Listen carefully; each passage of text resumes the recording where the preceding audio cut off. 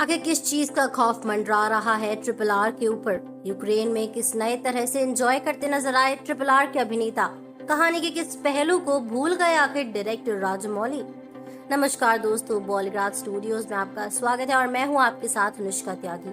Entertainment industry उन व्यवसायों में से है जिन्हें महामारी के कारण अधिक नुकसान हुआ है। पहली और दूसरी कोविड लहर के बाद RRR और KGF चैप्टर 2 जैसी बड़ी फिल्में रिलीज वास्तव में अगला कदम उठाने को लेकर सतर्क रही हैं। और दोस्तों, अभी ये खतरनाक तीसरी लहर की स्थिति है जो दबाव बना रही है। कई स्वास्थ्य विज्ञान कह रहे हैं कि तीसरी लहर आना तय है। उसी के संकेत दिखाई दे रहे हैं क्योंकि कोविड मामले कुछ इनकंसिस्टेंट स्पाई दिखा रहे हैं। अब भले ही दोस्तों राज्य सरकार और केंद्र सरकार तीसरी लहर से लड़ने को तैयार है, लेकिन इसका असर एंटरटेनमेंट इंडस्ट्री से पहले भी देखने को मिल चुका है। ये बहुत स्पष्ट है कि जब तक कोविड की स्थिति पूरी तरह से समाप्त नहीं हो जाती, तब तक थिएटर 50% ऑक्यूपेंसी पर काम करेंगे। कुछ राज्यों ने सिनेमा घरों को फिर से खोल दिया है, लेकिन दोस्तों प्रतिबंध बहुत अधिक है। KGF चैप्टर 2 और RRR जैसे दिग्गजों के मेकर्स के लिए ऐसी स्थिति वाकई चिंताजनक है। कथित तौर पर वो अपने बड़े बजट के रिलीज को अगले साल तक ले जाने की योजना बना रही है। अब ऐसे राजमौली की महत्वाकांक्षी परियोजना RRR 13 अक्टूबर 2021 को रिलीज होने वाली है।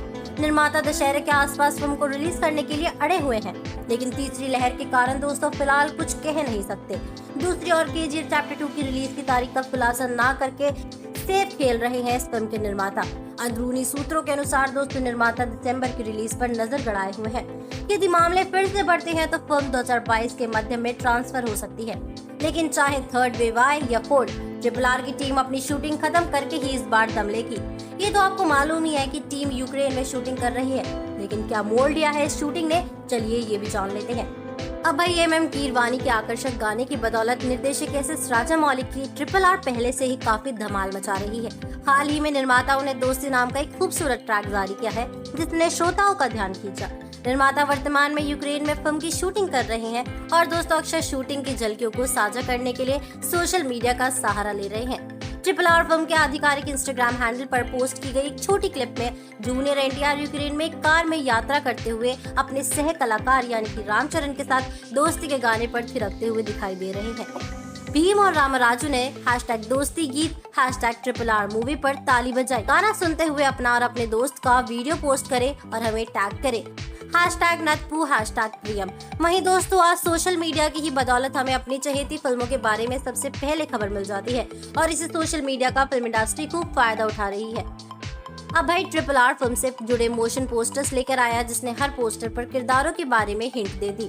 अब वहीं दोस्तों बिहाइंड द सीन शूट से दर्शकों को फिल्म के रहस्यों के बारे में पता लगा। जैसे फिल्म RRR के बारे में सब जानते ही हैं कि दोस्तों ये एक इतिहास के दो क्रांतिकारियों को एक क्रॉसओवर कहानी है। हाँ दोस्तों, वो क्रांतिकारी एक दूसरे से मिलते हैं, अपने उद्देश्य के बारे में एक दूसरे को बताते हैं और एक दूसरे की मदद करते हैं। लेकिन अभी भी कुछ ऐसे हैं, हमारे दर्शक जानते ही होंगे कि आखिर फिल्म की कहानी का आइडिया आया कहां से और किसने RRR को बनाने की पहल की।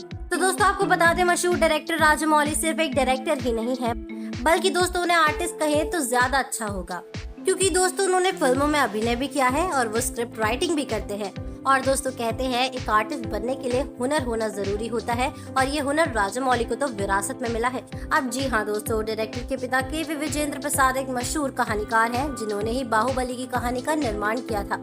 और दिलचस्प बात यह है कि RRR की कहानी भी डायरेक्टर के पिता ने ही लिखी है। लेकिन ये तो आप बिल्कुल जानना चाहोगे कि आखिर कैसे ये कहानी का जन्म हुआ। अब दोस्तों हर मर्ज की दवा होती है एक प्याली चाय। सर्दी हो तो अदरक वाली चाय पियो, थकान हो तो चाय पियो। और दोस्तों कोई बिग बजट फिल्म बनाने की तैयारी करनी हो तो भी बस एक कप चाय और आइडियाज आते जाए। अब ऐसा ही कुछ कहना है डायरेक्टर का, जिनके अनुसार हमारे क्रांतिकारी वीर अल्लूरी, सीताराम राजू और कोमाराम भीम कभी आपस में नहीं मिले, लेकिन क्या होता अगर दोनों की मुलाकात होती और बस फिर क्या था, एक क्रॉसओवर अपने पिता के साथ अपने स्टडीज में बैठे चाय के साथ लिख डाला आर्टिस्ट महोदय ने।